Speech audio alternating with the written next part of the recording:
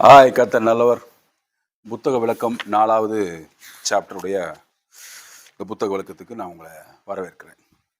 இதற்கு முன்னாடி பேசுனதை குறித்து நான் மேலே போடுறேன். அதில் பாருங்கள், முன்னாடி சாப்டர்ஸை நீங்கள் பார்க்கலன்னா பாருங்கள். இதே விளக்கத்தை குறித்து நான் 2 நாளைக்கு முன்னாடி டங் செஷனில் ரொம்ப டீட்டெயிலாக பேசியிருக்கேன். அதுக்கான வீடியோவும் நான் போடுறேன் பாருங்கள். இப்போ இந்த 4வது சாப்டரில் நான் என்ன ஆணித்தரமாக நான் சொல்ல விரும்புகிறேன்னா, தேவனுடைய வார்த்தை தான் என்னோட வாழ்க்கையில் சுப்ரீம் அப்படின்னு சொல்லி நம்ம வாழ ஆரம்பிக்கும் பொழுது நமக்கு விடுதலை உண்டாகுது. அவர் சொல்லியிருந்தால் அது ஆம், அவ்வளோதான்.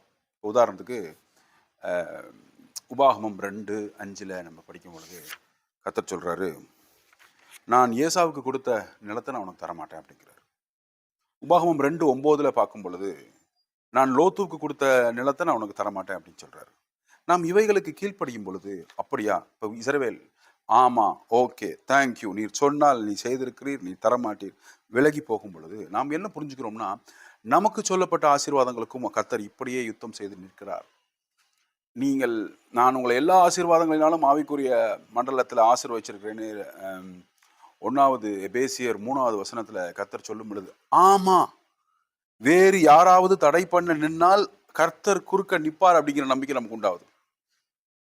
உதாரணத்துக்கு வசனத்தின் மூலம் நாம் ஏற்படுகிற விடுதலையில் அப்போஸ்தலர் 1வது அதிகாரம் 5-6 அந்த வசனத்தில் பார்க்கும் பொழுது, இயேசுவோடு கூட இருந்த சீஷர்கள் இயேசு உயிர்த்தெழுந்து வந்த பின்பு இயேசுவிடத்தில் கேட்குறாங்க, நீர் எப்பொழுது இஸ்ரவேலுக்கு தேசத்தை கொடுப்பீர் அல்லது எப்பொழுது விடுதலையை தருவீர், டைமை குறித்து கேட்குறாங்க.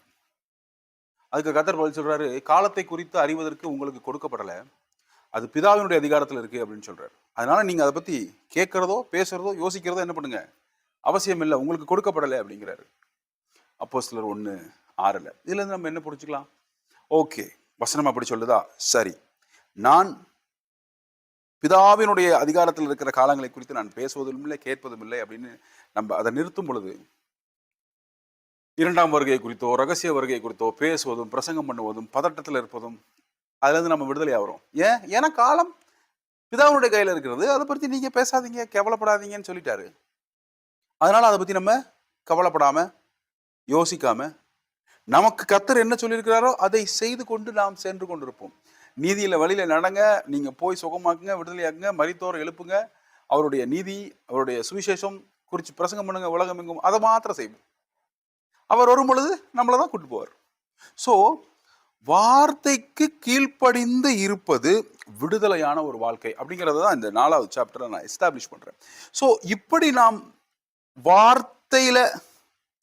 வார்த்தையை சுப்ரீமா வச்சு வாழும் பொழுது, அதாவது வார்த்தை வைக்க வேண்டிய இடத்துல நம்மளுடைய உணர்ச்சிகளை வச்சாலோ அல்லது நம்மளுடைய அனுபவத்தை வச்சாலோ நமக்கு கஷ்டங்கள், தொல்லைகள், குழப்பங்கள், பயங்கள் எல்லாம் வருது. இப்போ அதே மாதிரி ஐசாயா 54 சொல்லியிருக்கு, நீங்கள் மறப்பீர்கள், இளவயதினுடைய வெக்கங்களை மறப்பீங்கன்னா மறப்போம், அவ்வளவுதான். அதனாலதான் வார்த்தையை சுப்ரீமா வச்சு நம்ம பிராக்டிஸ் பண்ணணும் லைஃப்ல. தேவனுடைய வார்த்தை சுப்ரீம். ஜீவனாலெல்லாம் நன்மையும் கிருபையும் என்னை தொடரும்னா தொடரும், அவ்வளவுதான். கர்த்தர் சொல்லியிருக்கார், வார்த்தை சொல்லியிருக்கு, தொடரும். எப்படி தொடருது அப்படிங்கிறத நம்ம திரும்பி பார்த்து கர்த்தருக்கு நன்றி சொல்றதுக்கு தான் நம்ம பயிற்சி பண்ணணும்.